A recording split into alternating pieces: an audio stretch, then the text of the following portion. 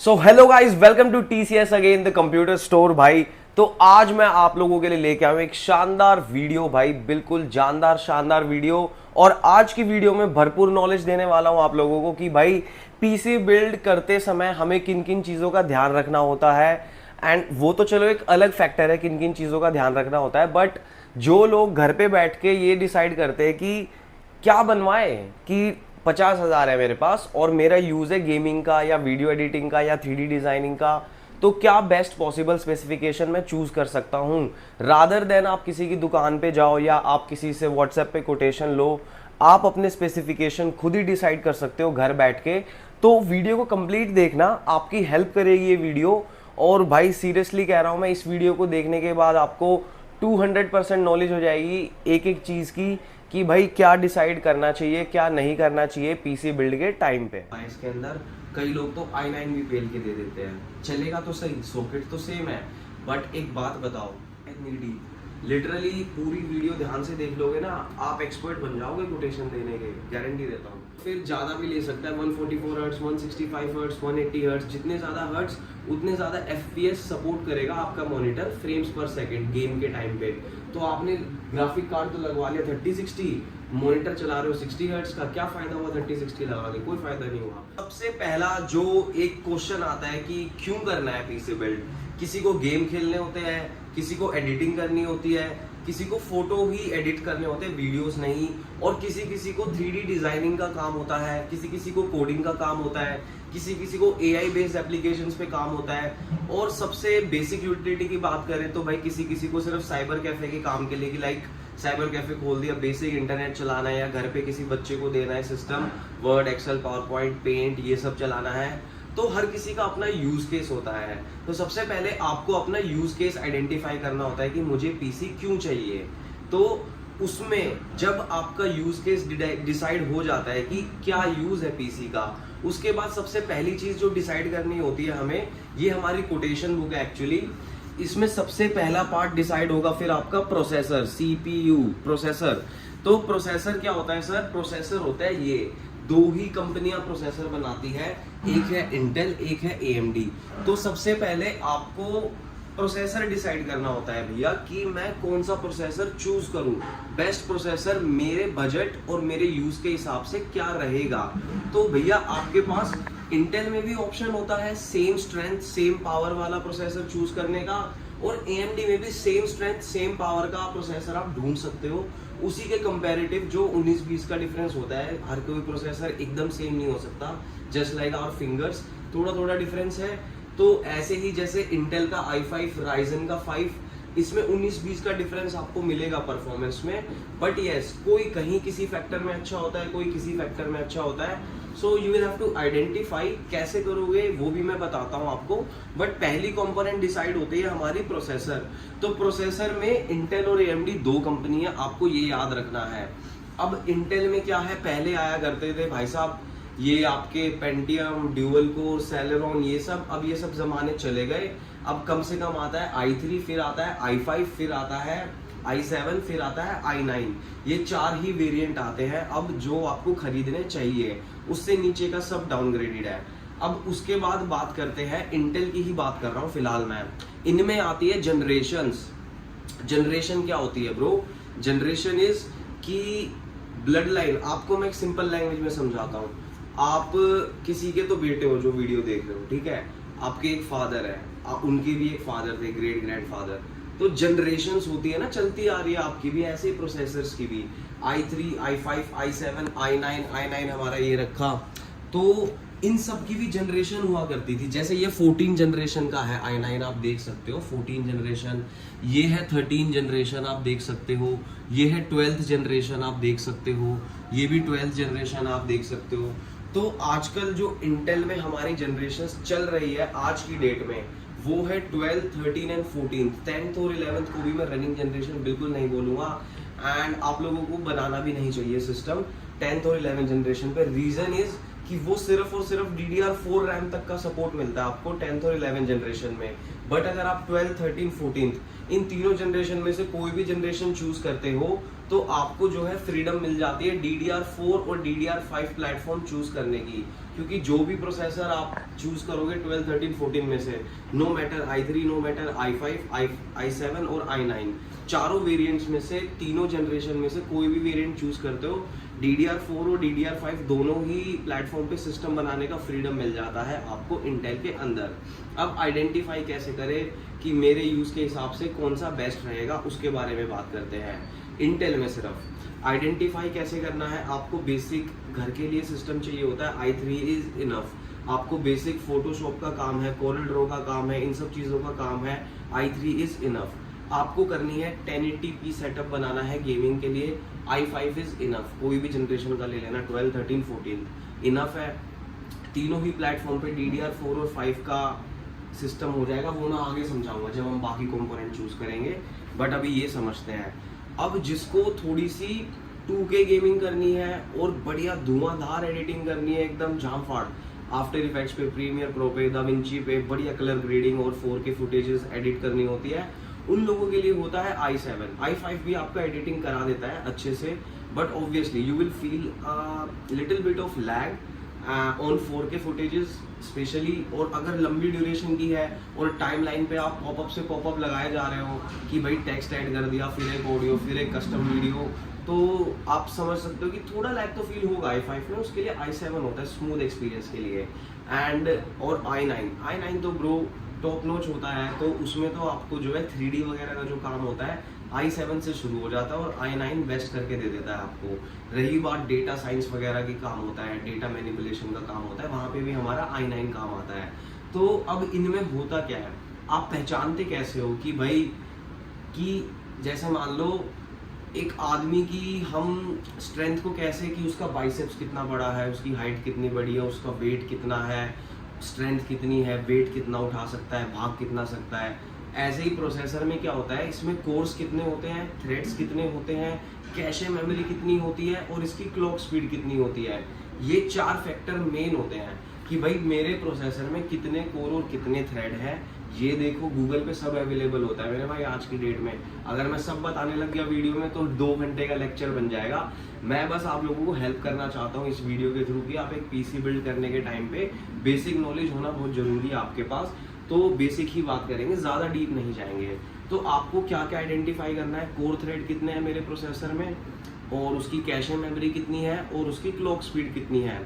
Basically gaming के लिए 6 core 12 thread enough होते हैं, बेसिक एडिटिंग के लिए भी 6 कोर 12 थ्रेड इनफ होते हैं, और i7 वगैरह में तो 8 कोर 16 थ्रेड ये सब। और जैसे जैसे बढ़ते जाओगे ज़्यादा कोर, ज़्यादा थ्रेड, ज़्यादा कैशे मेमोरी और ज़्यादा क्लॉक स्पीड मिलने लग जाएगी आपको। उसी से ही परफॉर्मेंस इनहेंस होके आती है बेसिकली।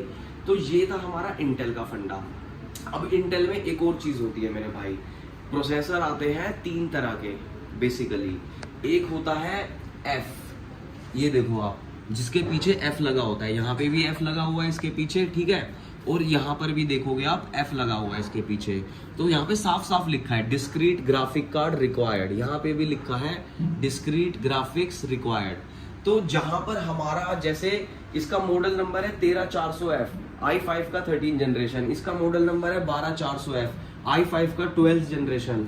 तो F लग गया, इसका मतलब आप पीसी असेंबल कर लो बेशक इसके साथ कुछ भी चूज करके आगे से सामान, बट आपको जो है एक ग्राफिक कार्ड लगाना मस्ट है। चाहे आप छोटे से छोटा ग्राफिक कार्ड लगाओ, डिस्प्ले लेने के लिए साफ साफ मेंशन किया हुआ है डिस्क्रीट ग्राफिक कार्ड रिक्वायर्ड। तो अगर आपकी नीड है कि ग्राफिक कार्ड आपको ऑन द स्पॉट चाहिए ही चाहिए, आप अफोर्ड कर सकते हो और आपकी नीड है और आपकी पॉकेट अलाउ कर रही है, तो आप F वाला प्रोसेसर लेके एक अच्छा ग्राफिक कार्ड या अपने यूज के हिसाब से ग्राफिक कार्ड पेयर करना पड़ेगा एंड कर सकते हो। फिर आता है APU, ये CPU हो गया, फिर आता है APU। APU का मतलब होता है जिसके अंदर पहले से ही काम चलाओ ग्राफिक्स होते हैं, जिसमें आप हल्की फुल्की एक टेस्ट ले सकते हो गेमिंग का, हर किसी फैक्टर का, और डिस्प्ले मिल जाएगी आपको बेसिकली बिना ग्राफिक कार्ड लगाए। मदरबोर्ड से ही डिस्प्ले आउटपुट आपको मिल जाता है। वो प्रोसेसर ये होते हैं। इधर आओ, अब जैसे 12400F था ना, ये बिना F के भी आता है, ये बिना F वाला है। इसमें कहीं पे भी मेंशन नहीं है कि डिस्क्रीट ग्राफिक कार्ड रिक्वायर्ड, जैसे यहाँ पे मेंशन है डिस्क्रीट ग्राफिक कार्ड रिक्वायर्ड, यहाँ पे मेंशन नहीं होता है। तो इसका मतलब है कि भाई आपको यहाँ पे ग्राफिक कार्ड लगाने की बिल्कुल जरूरत नहीं है। अगर आप नहीं चाहते अभी, तो मान लो आपके पास 40,000 रुपए ही हैं, 40,000 रुपए में आप सिस्टम तो अच्छा बनवा लो, ग्राफिक कार्ड जरूरी है अभी लगवाना, कोई दिक्कत नहीं है। आप सोच रहे हो कि अभी पीसी बनवाना जरूरी है लेकिन ग्राफिक कार्ड में बाद में लगाऊंगा, तो i5 तो i5 ही रहेगा। 6 कोर 12 थ्रेड आते हैं i5 में 12 जनरेशन में। तो प्रोसेसर तो अच्छा ले लिया, ग्राफिक कार्ड सस्ता लेने की बजाय आप सोच रहे हो बाद में पैसे इकट्ठे करके बढ़िया वाला ले लूँगा, तो डोंट वरी, आप ये वाला प्रोसेसर ले लो for the time being and बाद में इसमें ग्राफिक कार्ड आप लगा सकते हो और ग्राफिक कार्ड का पूरा फायदा आप लेटर ऑन उठा सकते हो। तो ऐसे चूज करना होता है आपको प्रोसेसर, ऐसे डिसाइड करना होता है। Now comes to AMD। AMD में भी ऐसे ही होता है मेरे भाई, जैसे इंटेल में i3, i5, i7, i9 होता है, AMD में भी होता है Ryzen 3, Ryzen 5, Ryzen 7 and Ryzen 9 भी होता है। बट Ryzen 9 में कम सिस्टम बिल्ड होते हैं, लोग i9 ज़्यादा प्रेफर कर लेते हैं वहाँ तक जाते जाते। उसके भी अलग रीज़न है, वो एक अलग बहस है, वो एक अलग टॉपिक है, यहाँ पे नहीं घुसेड़ूंगा मैं उसे। बट येस, अब इसमें भी क्या देखना होता है, कोर थ्रेड कितने हैं। अब जैसे Ryzen 3 की बात करें, ये Ryzen 3 3200G प्रोसेसर है, 4 कोर 4 थ्रेड मिलते हैं, 3.6 गीगाहर्ट्ज का क्लॉक स्पीड है और आपको 6 MB की कैशे मेमोरी मिल जाती है इसके अंदर। तो Ryzen 3 का ये प्रोसेसर 5500 रुपये का आता है, सिर्फ मात्र 5500 से 6000 की कॉस्ट रहती है इसकी। और भाई इसकी परफॉर्मेंस बहुत अच्छी है, बहुत शानदार है। एक बजट पीसी बिल्ड 20,000 रुपीज़ के अंदर इसके साथ अच्छा पीसी बिल्ड किया जा सकता है, जिसमें कि आप एक ठीक ठाक 720 पिक्सल के सेटअप पे गेमिंग कर पाओगे बढ़िया, और छोटी मोटी वीडियो एडिट कर पाओगे, थोड़ी बहुत ग्राफिक्स वगैरह का काम कर पाओगे, बेसिक काम तो ये सारे करा ही देगा। तो एंट्री लेवल गेमिंग पीसी बोल सकते हैं आप इसको Ryzen 3 के साथ, जो आप बजट में बना सकते हो। तो इसी तरीके से आपको प्रोसेसर डिसाइड करना होता है। गूगल पे सब कुछ अवेलेबल होता है, बाकी कुछ समझ नहीं आ रहा तो मैं तो हमेशा अवेलेबल हूँ आप लोगों के लिए। But yes, i3, i5, i7, i9 ये 4 वेरिएंट होते हैं। इनकी जनरेशन आजकल रनिंग चल रही है 12, 13, 14, ठीक है। ऐसे ही Ryzen में होता है Ryzen 3, Ryzen 5, Ryzen 7, Ryzen 9। इनमें भी सीरीज होती है, इनमें जनरेशन नहीं होती, इनमें सीरीज होती है। 5000 सीरीज, 7000 सीरीज, लेटेस्ट आई है 9000 सीरीज। तो AMD में बस एक ही नुकसान है, जैसे हमारा इंटेल में है कि भाई 12, 13, 14 तीनों जनरेशन पे आप DDR4 और DDR5 दोनों प्लेटफॉर्म पे सिस्टम बना सकते हो। बट AMD में क्या है, ये देखो, ये पुरानी पैकिंग होती है, ये 1, 2, 3, ये 3 डब्बे 5000 सीरीज के हैं। और जो है इनमें ना DDR4 का ही सिस्टम बनेगा, बट ये वाली सीरीज हमारी 7000 सीरीज है, ठीक है। इसमें सिर्फ DDR5 बनेगा। तो AMD ने ये फ्लेक्सिबिलिटी नहीं दी कस्टमर्स को कि जो हमारे नए वाले प्रोसेसर्स हैं उनमें कस्टमर के पास ऑप्शन होगी DDR4 पे भी बन जाए, 5 पे भी बन जाए। ऐसा अनफॉर्चुनेटली उन्होंने नहीं किया, बट इट्स ओके। जो इंटेल के कस्टमर है वो इंटेल ही चूज़ करते हैं, जो AMD के कस्टमर है वो AMD ही चूज़ करते हैं। सबकी अपनी प्रेफरेंस होती है। बट आप लोगों को मोटा मोटा फंडा पता चल गया। गूगल पे सर्च करो, जैसे मान लो किसी को आफ्टर इफेक्ट्स चलाना है, minimum requirement for after effects खुद ही बता देगा गूगल, या उसकी ऑफिशियल सॉफ्टवेयर वेबसाइट की लिंक मिल जाएगी। आप उसके हिसाब से देखो, वहाँ पे लिखा होता है इतने कोर, इतने थ्रेड चाहिए होते हैं, इतनी क्लॉक स्पीड चाहिए होती है, इतनी रैम चाहिए होती है। सब आप अपने यूज़ के हिसाब से खुद ही डिसाइड कर सकते हो। मैंने समझा भी दिया, 2 ही कंपनी है। अब एक वेरिएंट और आता है इंटेल में K, ये देखो भाई साहब K। अब K वाला होता है हमारा अनलॉक्ड, ये देखो लिखा है साफ साफ अनलॉक्ड होता है। ये अनलॉक्ड का मतलब होता है कि इसको आप ओवरक्लॉक कर सकते हैं। ओवरक्लॉक का मतलब क्या होता है कि एक्स्ट्रा प्रेशर पुट अप कर दिया प्रोसेसर पे कि भाई थोड़ा जल्दी काम कर, एंड वो करके देगा। ओवरक्लॉक उसे कहते हैं बेसिकली, कि उसकी लिमिट से ज़्यादा उसको पुश करना ताकि जल्दी रिजल्ट्स मिल सके। और ऐसे में प्रोसेसर हीट भी होता है, तो इसके लिए लिक्विड कूलर वगैरह होते हैं ताकि ये ठंडा रह सके। उस पर बाद में आएंगे चूज़ करने पे। प्रोसेसर का फंडा हमारा क्लियर हो गया। Intel AMD 2 company, Ryzen 3, Ryzen 5, Ryzen 7, Ryzen 9, i3, i5, i7, i9 ये वैरायटी होती है। और कोर थ्रेड पहचानने होते हैं कितने हैं कितने नहीं, कैशे मेमोरी देखनी होती है और क्लॉक स्पीड देखनी होती है। बेसिक फंडा ये है प्रोसेसर में हमारा। उसके बाद नेक्स्ट कंपोनेंट पे आते हैं भाई। नेक्स्ट कंपोनेंट होता है हमारा कोटेशन के हिसाब से मदरबोर्ड की। CPU डिसाइड कर लिया भाई मैंने, अब मुझे चूज करना है उसके लिए कंपैटिबल मदरबोर्ड। तो CPU ले लिया मैंने i5। अब बहुत सारे मेरे पास मैसेज आते हैं, भैया इंटेल का i5 और B450 मदरबोर्ड। अरे भैया B450 नहीं लगता इंटेल के साथ, हर कंपनी के अलग अलग मॉडल होते हैं, कंपैटिबल मदरबोर्ड होते हैं उसके। तो आपको मैं बेसिक बता देता हूँ कि जो आजकल चल रहा है मैं उसी के बारे में ज्ञान दूंगा, बस पुरानी चीज़ें बेचने का कोई शौक नहीं है हमें। तो आजकल चल रही है 12, 13, 14 जनरेशन, मैंने आपको बताया था, और AMD में मिक्स मैच चलता रहता है। तो मेजर है हमारा इंटेल का, तो इंटेल में चल रहा है H610। तो H610 मदरबोर्ड सबसे बेसिक मदरबोर्ड है। H610 ये देखो, दो ब्रांड बहुत सारी आती है, MSI भी आती है, आसूस भी आती है, गीगाबाइट भी आती है, एसरॉक भी आती है, बट आप देखो H610 14 जनरेशन तक का सपोर्ट कर रहा है ये H610 मदरबोर्ड हमारा। तो हमारा सबसे एंट्री लेवल मदरबोर्ड है 12, 13, 14 जनरेशन के लिए H610। ये ओके रहता है i3 तक, i5 तक। i7 गलती से भी ना पिलवाए इसके अंदर, कई लोग तो i9 भी पेल के दे देते हैं, चलेगा तो सही, सॉकेट तो सेम है। बट एक बात बताओ, मैं एक ऐसा इंसान हूँ, मैं 10 किलो ही वजन उठा सकता हूँ, आप मेरे ऊपर लाद रहे हो 100 किलो वजन, तो मैं ऐसे ही चल पाऊंगा ना, मैं भाग नहीं पाऊंगा कभी ना, मैं काम करके दे सकता ढंग का फिर, क्योंकि हम ओवरलोडेड, सप्रेस्ड विद वेट। तो वो गलती हो जाती है लोगों से ना, कि जिनके पास बिल्कुल भी नॉलेज नहीं होती, बिल्कुल रिसर्च नहीं करके जाते हैं। गलती लोगों की भी नहीं है, वो क्यों करें। हमारी ड्यूटी बनती है एज ए सेलर कि हम कस्टमर को समझाएं कि यार बेस्ट क्या है आपके यूज़ के लिए, और बेस्ट क्या है आपके यूज़ केस और बजट, दोनों के हिसाब से समझाना होता है। खाली यूज़ केस देखेंगे तो यार बहुत हाई चीज़ें बताने को होती है कस्टमर्स को, बट कस्टमर के बजट का भी ध्यान रखना होता है हमें, उनके यूज़ का भी ध्यान रखना होता है हमें, तो उसके हिसाब से चूज़ करने चाहिए कंपोनेंट्स। तो इसलिए मैं आपको बता रहा हूँ i3 और i5 के लिए H610 एब्सोल्युटली फाइन। ये दोनों वैरायटी में आता है, DDR4 और DDR5 दोनों ही वैरायटी में आपको ये बोर्ड अवेलेबल हो जाता है। और इसके अंदर 2 रैम स्लॉट मिलते हैं आपको, एक NVMe स्लॉट मिल जाता है आपको, और i3 और i5 के लिए परफेक्ट है। और इसमें गेमिंग, एडिटिंग सारी चीज़ें सपोर्ट कर देगा बढ़िया से, कोई दिक्कत नहीं है i3 और i5 के साथ। उसके बाद अगर आप i7 लेना चाहते हो तो i7 और i5 दोनों के लिए आप B760, जैसे i5 को आप और थोड़ा सा एडवांस लेवल पे यूज़ करना चाहते हो, थोड़ा और पोटेंशियल उसका अच्छे से फील कर पाओ और आपको दिक्कत ना आए, VRM सेक्शन स्ट्रॉन्ग हो मदरबोर्ड का, लंबे टाइम तक यूज़ करते हो, लगातार रेंडर्स निकालते रहते हो, 8-8 घंटे गेमिंग करते हो, H610 की तो बैंड बच जाएगी। आपको फिर चूज़ करना चाहिए B760, जो कि सेकेंड सीरीज़ है। H610 के बाद B760 आता है। अब B760 DDR4 में भी आता है, 5 में भी आता है, जैसे ये था हमारा। और इनमें ऑप्शंस होते हैं कि वाईफाई ब्लूटूथ चाहिए कि नहीं चाहिए बिल्ट इन, वो भी आपकी चॉइस होती है। तो वो आपके यूज़ के ऊपर है कम्प्लीटली। कई लोगों को होता है मैं तो लैन लगा लूँगा, मुझे नहीं चाहिए वाईफाई ब्लूटूथ, और ब्लूटूथ चाहिए भी हुआ मैं डोंगल लगा लूँगा कल को। बट कई लोग होते हैं नहीं भाई मुझे तो बिल्ट इन ब्लूटूथ वाईफाई चाहिए ही चाहिए, मैं लैन नहीं लगा सकता।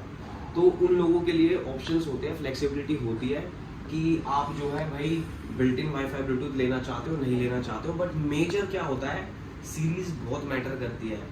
H610 में i7 गलती से भी स्ट्रिक्ट नो, मना कर देना जो भी कोई पिच करे। B760 कम से कम होता है, कम से कम होता है i7 के लिए B760।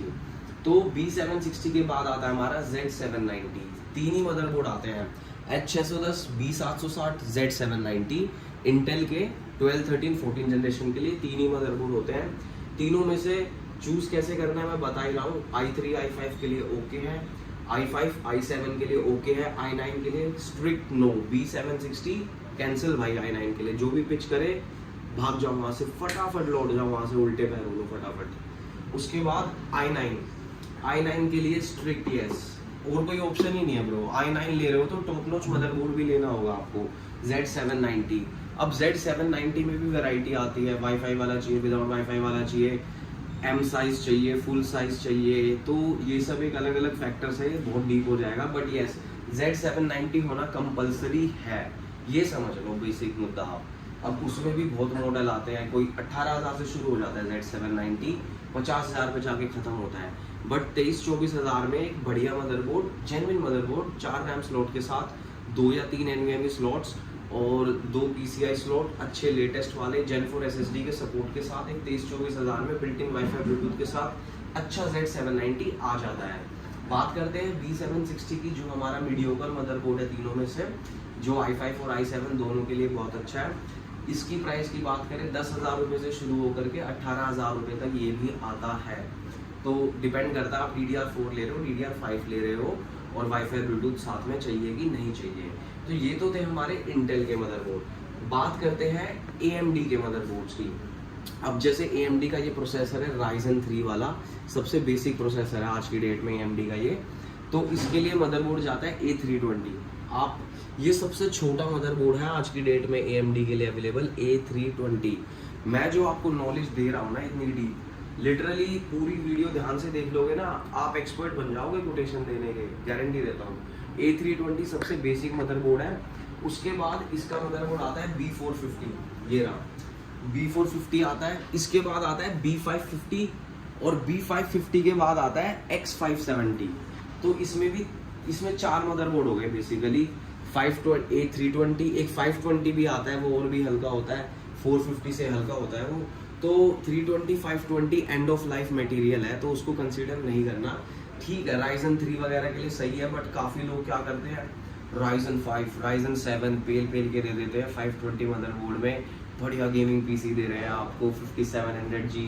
मदरबोर्ड कौन सा है जी? 520। अरे वाह भाई, क्लैपिंग। ठीक है, तो वैसी गलती आप मत करना PC लेते टाइम पे। 320, 520 is good for like APU based systems only, and छोटे प्रोसेसर्स के लिए काफ़ी होता है। At least standardise motherboard right now आज की डेट में इस B450, B550 एंड X570, ये 3 ही मदरबोर्ड चूज करें। ये तीनों मदरबोर्ड हमारे DDR4 प्लेटफॉर्म के हैं। जैसे इंटेल में DDR4, DDR5 दोनों का ऑप्शन था, यहाँ पे सिर्फ DDR4 का ऑप्शन मिलेगा आपको Ryzen 5000 सीरीज के अंदर। अब बात करते हैं Ryzen की, ये नई वाली सीरीज आई थी ना, नई पैकिंग, 7000 सीरीज एंड 9000 सीरीज भी आई है, और वो हमारे पास अभी अवेलेबल है नहीं यहाँ पे। 7000 और 9000 सीरीज आई है, दोनों आई है अभी। तो वो सिर्फ DDR5 में बनाती है सिस्टम, तो DDR4 में आप नहीं बना सकते उस प्रोसेसर के साथ सिस्टम ना, ये वाले के साथ। तो DDR5 मदरबोर्ड ही मिलेगा। उसमें कौन कौन से मदरबोर्ड है मैं आपको लिख के दिखा देता हूँ, उनके बॉक्सेस रखना भूल गया मैं। तो वहाँ पर सबसे सस्ता मदरबोर्ड आएगा B650, ठीक है। तो B650 आ गया एक, उसके बाद आएगा X670, ठीक है। ये एक आता है इससे भी हल्का A620।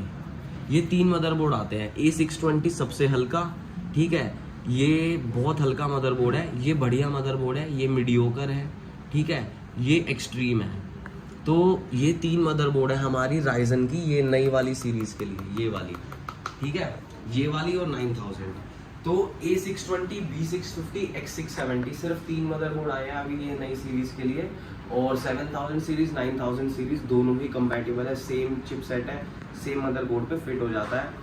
इसमें भी यही है Ryzen 5, Ryzen 7, Ryzen 9, तीनों में से कोई भी चूज कर सकते हो। डिसाइड करो कोर थ्रेड कितने चाहिए आपको अपने काम के लिए, एंड फिर मदरबोर्ड अकॉर्डिंगली डिसाइड कर लो, और आपका काम मदरबोर्ड का सॉर्टेड हो जाएगा यहाँ पे। तो अब बढ़ते हैं दोस्तों, अगला पार्ट है कोटेशन में रैम, कि भैया रैम कैसे चूज़ करे, कितनी चूज़ करे। बहुत भसड़बाजी होती है इसमें, मेगाहर्ट्ज, लेटेंसी, CL लेटेंसी, ये वो, RGB, नॉन RGB, कैसे क्या डिसाइड करूँ मैं। सो रैम की तरफ बढ़ते हुए मैं आपको बता दूँ, इंटेल में 12, 13, 14 जनरेशन में मैंने बताया था फ्लेक्सिबिलिटी है कि DDR4 और 5 मदरबोर्ड चूज कर सकते हो। तो जैसा मदरबोर्ड चूज करोगे वैसी रैम चूज करनी पड़ेगी आपको। यहाँ पर हमारे पास कुछ वैरायटी रखी है DDR4 रैम्स की भी, DDR5 रैम्स की भी। अब आपको मैं दिखा देता हूँ। DDR4 में सबसे बेसिक रैम होती है क्रूशल की, ये वाली रैम। अब बहुत सारी ना 3rd क्लास ब्रांड भी आती है इसमें, तो वो भी बेच देते हैं लोग, बट ठीक है, क्रूशल इज सबसे बेसिक एंड बढ़िया, रिलायबल, कोई प्रॉब्लम नहीं है। विदाउट हीट सिंक लेनी है, crucial is still good and absolutely fine. तो ये DDR4 रैम है 8 GB की, 3200 मेगाहर्ट्ज की फ्रीक्वेंसी वाली, इस पर लिखा हुआ है एक और CL22 लेटेंसी है। तो लेटेंसी क्या होती है, बेसिकली आपका काम कितनी जल्दी होगा रैम से रिलेटेड वो डिसाइड करती है लेटेंसी, और कितनी स्पीड से होगा वो मेगाहर्ट्ज डिसाइड करते हैं कि कितनी फ्रीक्वेंसी पे रैम काम कर रही है।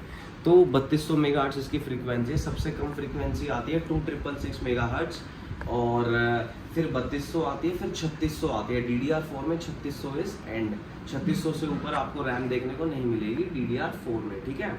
तो रैम कैसे डिसाइड करते हैं, कितनी GB रैम लूँ। सॉरी गाइस, गला खराब है थोड़ा सा मेरा। तो अगर आपको बेसिक काम है घर का, भाई मेरे को सिर्फ MS वर्ड चलाना है, इंटरनेट चलाना है, मूवी देखनी, हल्की फुल्की कैजुअल गेमिंग कर ली, ज़्यादा हैवी नहीं, हल्की फुल्की छोटे मोटे काम कर दिए इधर उधर के ये वो बस, तो 8 GB रैम इज़ इनफ। आज की डेट में 8 GB रैम तो लेनी ही चाहिए। 4 GB तो खैर आती भी नहीं है इनमें, आती भी होगी तो वो पुरानी आती होगी, बट 8 GB रैम तो लेनी ही चाहिए, मस्ट है। अब बात करते हैं, गेमिंग करनी है सर बहुत बढ़िया तरीके से, ठीक ठाक तरीके से, एक बढ़िया अच्छा एक्सपीरियंस चाहिए मुझे गेमिंग का। एपेक्स लेजेंड हो गया, वैलोरेंट हो गया, GTA 5 हो गया, फोर्जा होराइजन हो गया, इस तरीके के गेम मुझे 1080 पे बढ़िया i5 के साथ कॉम्बो करके मुझे एक अच्छा सेटअप बना के गेम खेलने हैं।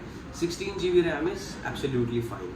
अब बात करते हैं एडिटिंग वगैरह की, तो एडिटिंग वालों के लिए मैं रेकमेंड करता हूँ अगर बजट ओके है तो स्टार्टिंग से ही 32 GB रैम लगवा लो, स्मूथ एक्सपीरियंस मिलेगा। अगर बजट कम है, फिलहाल 16 लगवा लो। मदरबोर्ड में ऑप्शन आते हैं, 2 रैम स्लॉट तो कम से कम मिलते हैं मदरबोर्ड में, और 4 मैक्सिमम, ठीक है। तो 2 रैम स्लॉट वाला ले रहे हो तो 16 की एक लगवा लो, बजट का इशू है, नहीं तो 16 की 2 लगवा लो। 32 GB रैम बहुत होती है एडिटिंग के लिए, आप बढ़िया से अपना काम कर सकते हो। अब रही बात DDR4 में नहीं ले रहा कोई, तो DDR5 में ले रहा है। DDR5 में मैं आपको बता दूं गाइस, सबसे कम फ्रीक्वेंसी वाली रैम होती है क्रूशल अगेन, 4800 मेगाहर्ट्ज की रैम है ये क्रूशल की। सबसे कम मेगाहर्ट्ज यहीं से स्टार्ट होते हैं DDR4 में, सॉरी DDR5 में, माय बैड। तो 4800 की मेगाहर्ट्ज की फ्रीक्वेंसी वाली क्रूशल की DDR5 रैम है ये। और भाई फिर आती है इसके ऊपर आपकी 5200 मेगाहर्ट्ज की फ्रीक्वेंसी वाली रैम। डिफरेंट ब्रांड्स है, ये T-Force है, ये कॉर्सर है, एंड किंगस्टन की फ्यूरी भी आती है, T-Force की RGB वाली भी आती है, ये नॉन RGB है, ये RGB वाली है। तो वैरायटी आपको भरपूर मिलेगी। मैं टेक्निकलिटी बता देता हूँ, 4800 मेगाहर्ट्ज की फ्रीक्वेंसी की ये थी, 5200 मेगाहर्ट्ज फ्रीक्वेंसी की भी आती है, 5600 मेगाहर्ट्ज फ्रीक्वेंसी की भी आती है, फिर 6000 मेगाहर्ट्ज फ्रीक्वेंसी की भी आती है रैम, ठीक है ना। फिर इससे ऊपर भी आती है मेरे भाई, 7000 समथिंग तक जाती है इसकी मेगाहर्ट्ज की फ्रीक्वेंसी DDR5 में। तो अब मैं ये कैसे डिसाइड करूँ कि मैं कौन सी लूँ, अच्छा सवाल है। तो मैं आपको एक प्रोसेसर का एग्जांपल देता हूँ, i5 का 12 जनरेशन का 12400F या 12400 इनबिल्ट ग्राफिक्स वाला, वो सपोर्ट करता है आपका सिर्फ और सिर्फ 4800 मेगाहर्ट्ज फ्रीक्वेंसी तक रैम।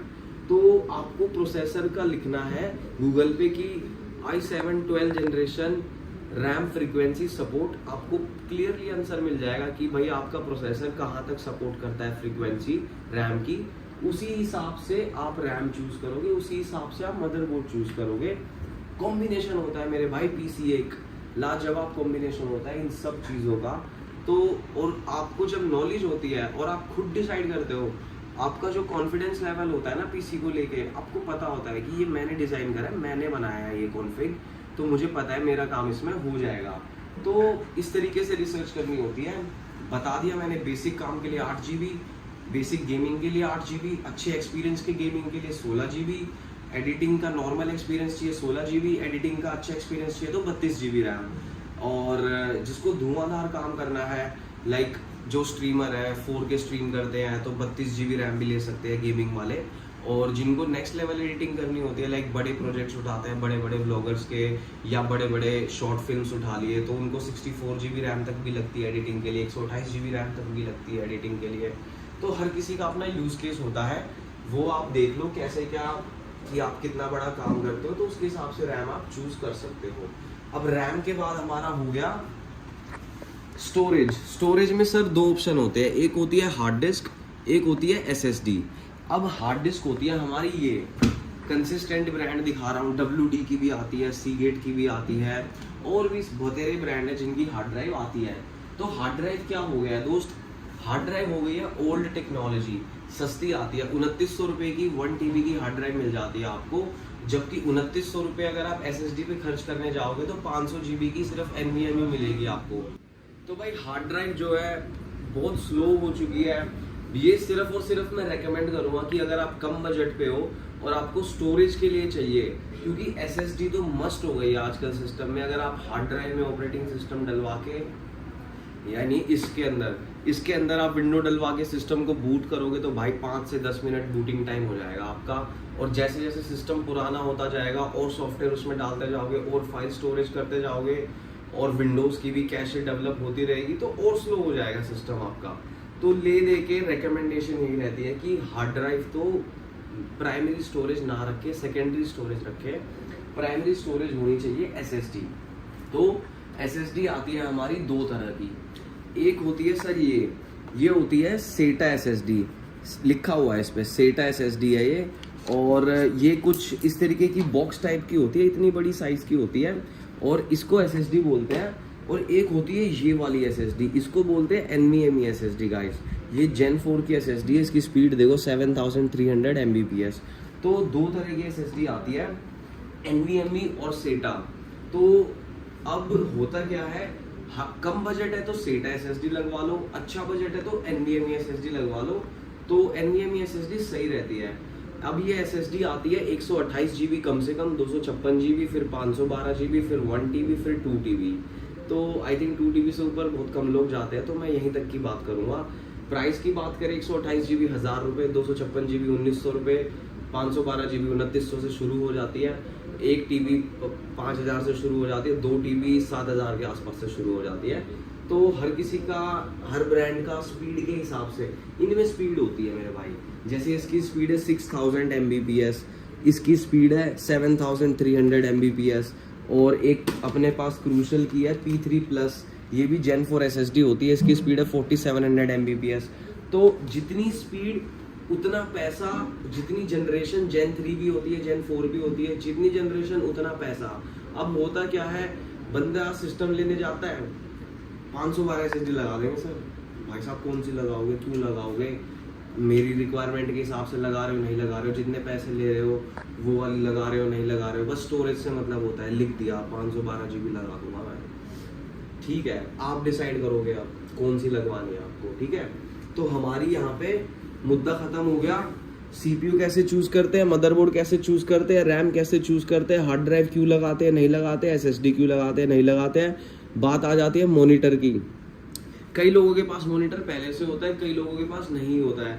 तो मॉनिटर कोई इतना बड़ा टास्क नहीं है यार। कुछ 4 मॉनिटर मैंने यहाँ पे रखे हैं। सबसे छोटा साइज मॉनिटर का होता है, अच्छी क्वालिटी के मॉनिटर का 22 इंच। 22 इंच से जो नीचे होता है वो बहुत लो क्वालिटी के मॉनिटर्स होते हैं, 19 इंच, 17 इंच, 16 इंच, 15 इंच।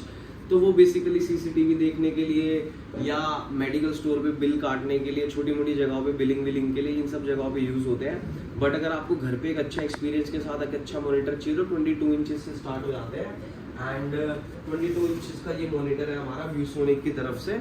ये 100 हर्ट्ज रिफ्रेश रेट के साथ आता है, IPS पैनल होता है, 1 ms का रिस्पॉन्स टाइम होता है, बेजल-लेस स्क्रीन होती है, बॉर्डरलेस होता है कम्प्लीटली मॉनिटर, एंड 3 years की ऑन साइड वारंटी के साथ आता है। सुपर क्लियर IPS पैनल होता है इसका, अच्छा है। 6000 रुपये की इसकी कॉस्टिंग रहती है।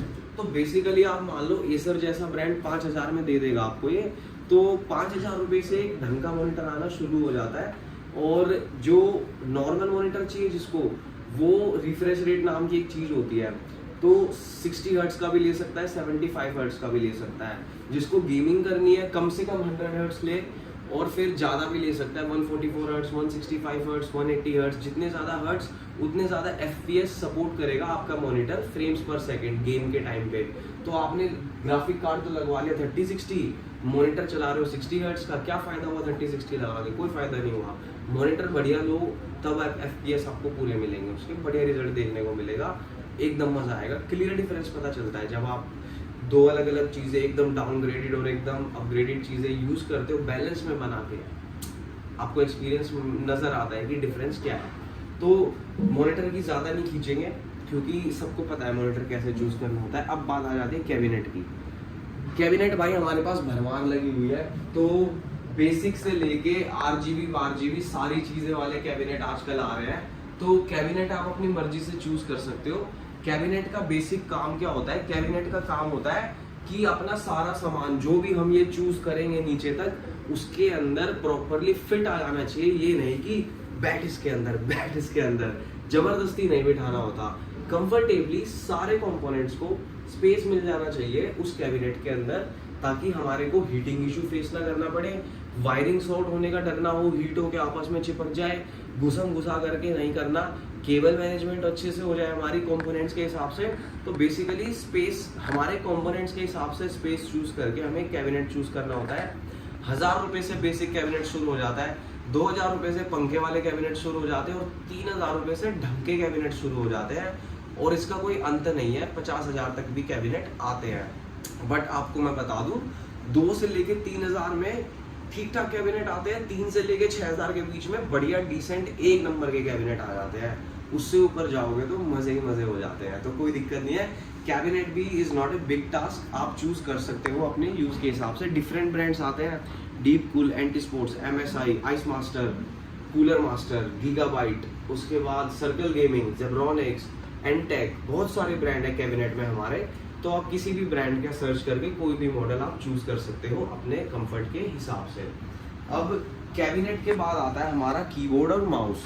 तो कीबोर्ड और माउस कई लोगों के पास होते हैं, कई लोगों के पास नहीं होते हैं। तो कीबोर्ड माउस में होता क्या है, बेसिकली मैं आपको बता देता हूँ।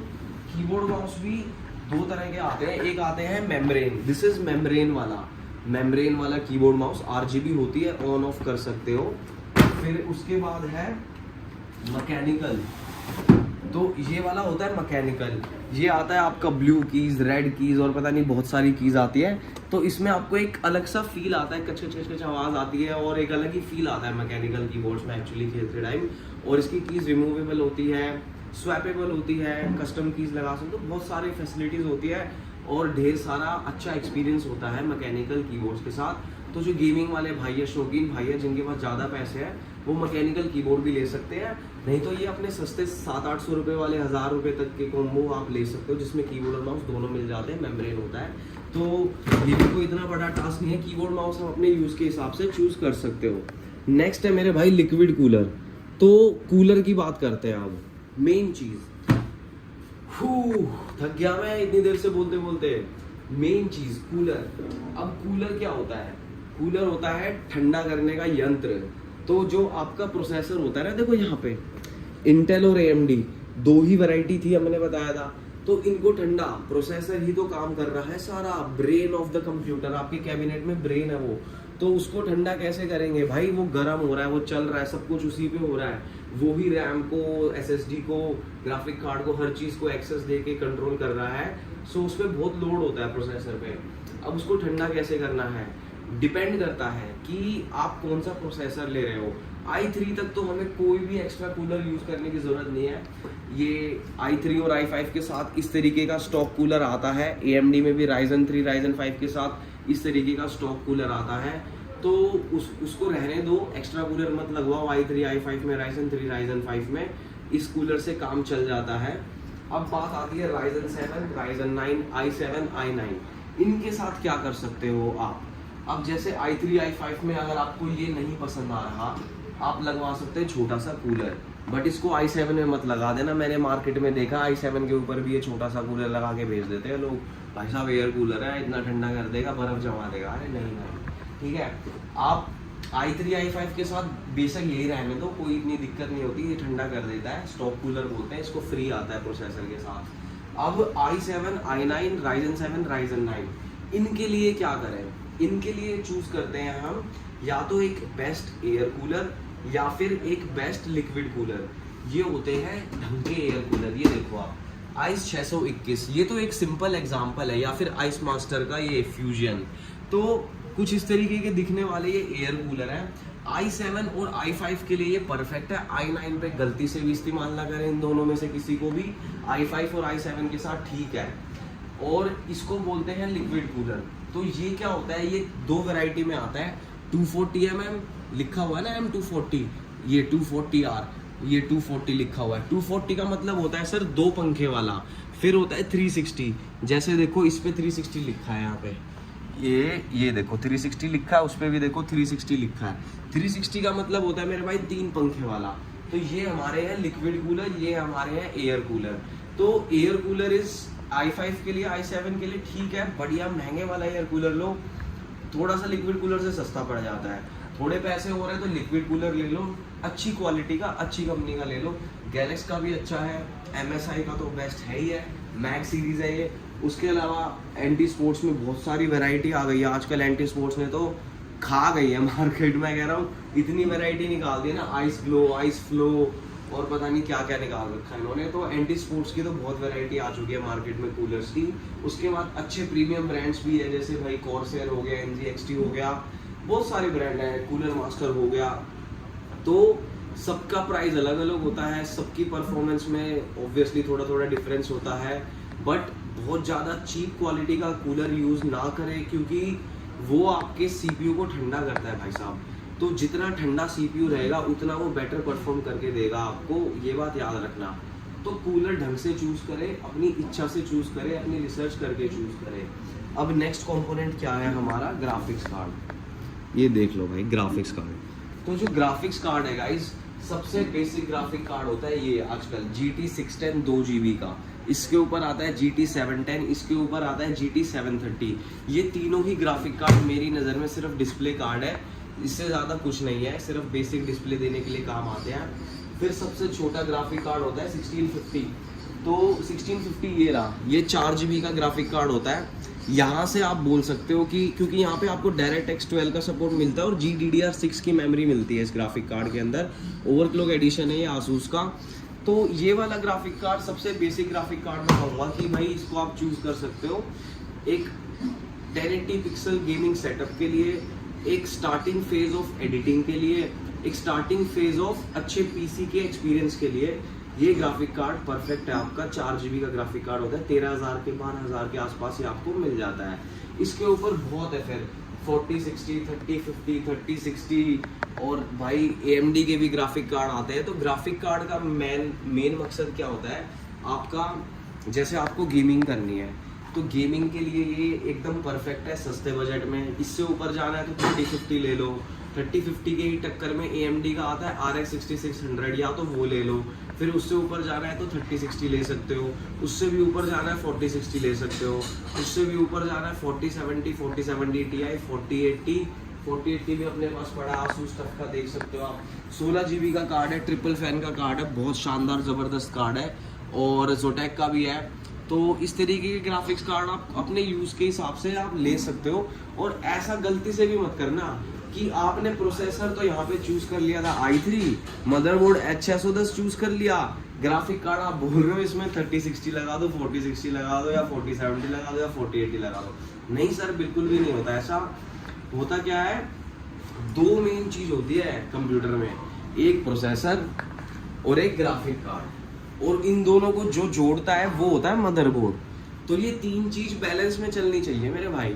आपने जो प्रोसेसर चूज़ करा है उसी की क्षमता वाला, उसी के लेवल की पावर वाला आपको ग्राफिक कार्ड भी चूज़ करना होता है, ताकि बैलेंस बना रहे। एक साइड ज़्यादा वेट हो गया तो ऐसे गाड़ी चलेगी तो चलेगी नहीं ढंग से, बॉटल नेक आएगा। इसको बॉटल नेक बोलते हैं बेसिकली, कि जैसे कि फ्लाईओवर से उतरते हैं, उतरने का रास्ता होता है वो बॉटल नेक बन जाता है ना, जाम लग जाता है, उसकी वजह से स्लो हो जाता है, ट्रैफिक बढ़ जाता है। सेम चीज़ आपके प्रोसेस के टाइम पे होगी, जब आप टास्क कर रहे होगे, प्रोसेसेस चल रही होंगी, बॉटल नेक इतना बन जाएगा, काम स्लो। तो प्रोसेसर और ग्राफिक्स कार्ड का बैलेंस बनाना होता है। तो i5 के साथ 1650, 3050, 3060 और इनफैक्ट 4060 बढ़िया से पेयर कर सकते हो। i7 के साथ 3060, 4060, 4060 Ti, 4070, इवन 4070 Ti पेयर कर सकते हो। i9 के साथ 4080, 4090 बिंदास पेयर करो। ऐसे ही Ryzen के साथ भी चलेगा। Ryzen 3 के साथ 1650, 3050 मैक्स, Ryzen 5 के साथ 1650, 3050, 3060 चलेगा। Ryzen 7 के साथ अगेन i7, Ryzen 7 बराबर ही होता है, तो दोनों का सेम चलेगा, बट बैलेंस करके चूज करना ग्राफिक कार्ड। अब भाई अब आ जाता है SMPS, जिसको बोलते हैं हम पावर सप्लाई यूनिट। तो पावर सप्लाई यूनिट कैसे करें?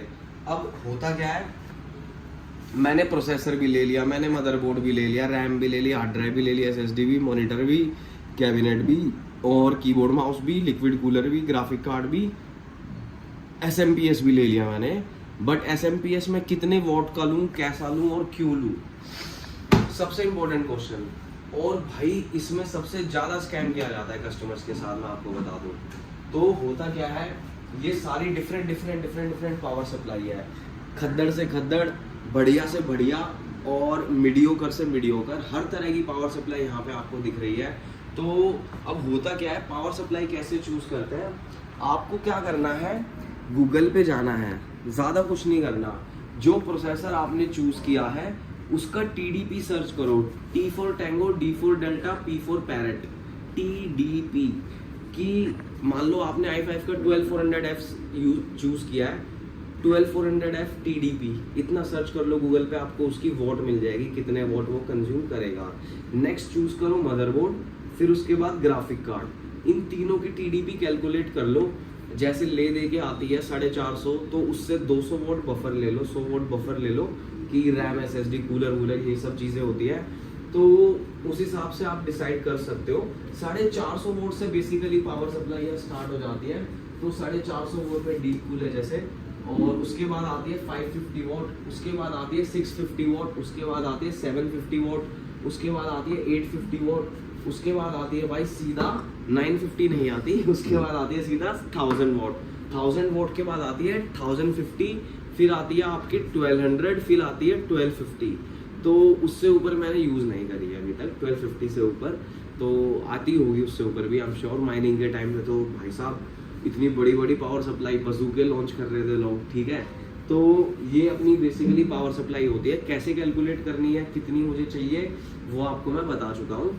अब इनमें क्या होता है, इनमें होती है सर्टिफिकेशन गाइस। अब जैसे ये देखो, पास आना पड़ेगा आपको, ये है 80+ ब्रोंज, लिखा हुआ है इस पर क्लियरली, 80+ ब्रोंज है ये, ठीक है। अब उसके बाद आपको यहाँ पे मैं आपको दिखा देता हूँ, और भी तरीके की पावर सप्लाई होती है। जैसे ये भी ब्रोंज है, आप देख सकते हो, ये वाली भी ब्रोंज है, बट एक आपको मिलेगी गोल्ड। ये देखो, ये है 80+ गोल्ड, इसकी वारंटी देखो 10 ईयर्स आती है। जो हमारी ब्रोंज वाली होती है, ये देखो 80+ ब्रोंज है, इसकी वारंटी 5 ईयर्स आती है। तो अब ये ब्रोंज गोल्ड, ये क्या लफड़ा है दोस्तों, ये ज़्यादा कोई बड़ा लफड़ा नहीं होता, ये सर्टिफिकेशन होती है बेसिकली। ब्रोंज सर्टिफाइड की जो है वो कि ब्रोंज सर्टिफाइड है तो रिलायबल सप्लाई है, कम से कम 80+ ब्रोंज सर्टिफाइड तो सप्लाई रिकमेंडेड होती है, लेनी ही चाहिए।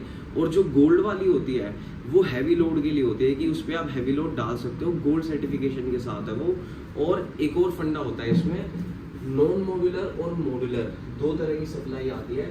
अब जैसे ये सप्लाई है, ये है नॉन मॉड्यूलर सप्लाई, ये है नॉन मॉड्यूलर सप्लाई, ये भी, ये सेमी है, और ये नॉन मॉड्यूलर है, ये भी नॉन मॉड्यूलर है, ये आपकी फुल्ली मॉड्यूलर है, लिखा हुआ है इस पे फुल्ली मॉड्यूलर, ये भी फुल्ली मॉड्यूलर है, इस पे लिखा हुआ है फुल्ली मॉड्यूलर। अब फर्क क्या होता है फुल्ली मॉड्यूलर, नॉन मॉड्यूलर और सेमी मॉड्यूलर में?